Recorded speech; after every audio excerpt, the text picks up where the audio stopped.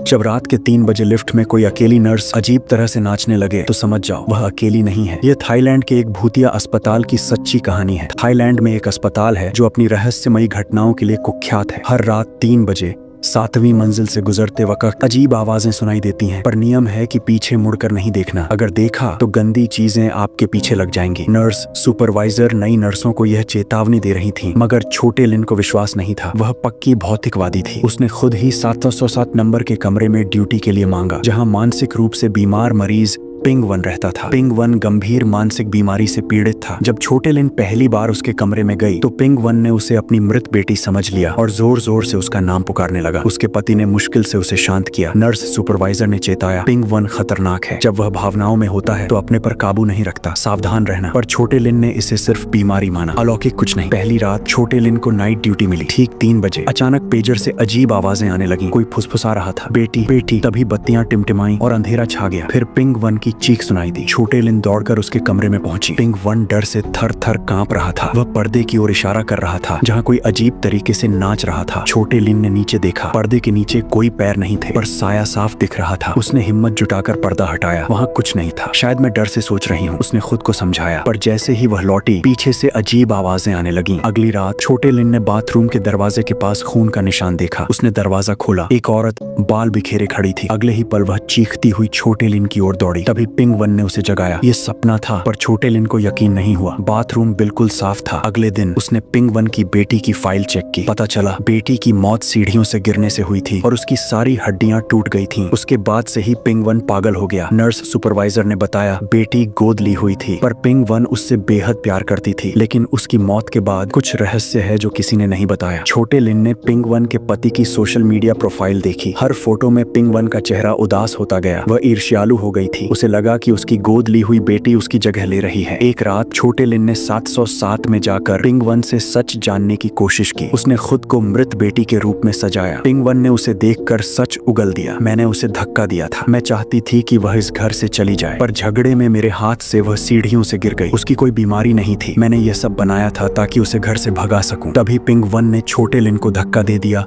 और गले दबाने लगी। चीखें सुनकर दूसरी नर्सें दौड़ी। तभी अचानक कमरे में हवा बदल गई। पर्दा हिलने लगा। पिंग वन की नजर ऊपर गई। छत पर उसकी मृत बेटी का साया था, सिर उल्टा, आंखें खून से लाल। पिंग वन चीखने लगी, माफ कर दे, माफ कर दे। पर आत्मा ने उसे पकड़ लिया। छोटे लिन लिफ्ट से भागी, पर जब लिफ्ट खुली, पिंग वन की लाश 7वीं मंजिल की सीढ़ियों के नीचे मिली, ठीक वैसे ही जैसे उसकी बेटी मरी थी। कुछ वादे मौत के बाद भी पूरे होते हैं और कुछ पाप कभी माफ नहीं होते। अगर ऐसी डरावनी कहानियां पसंद हैं तो चैनल को सब्सक्राइब करें।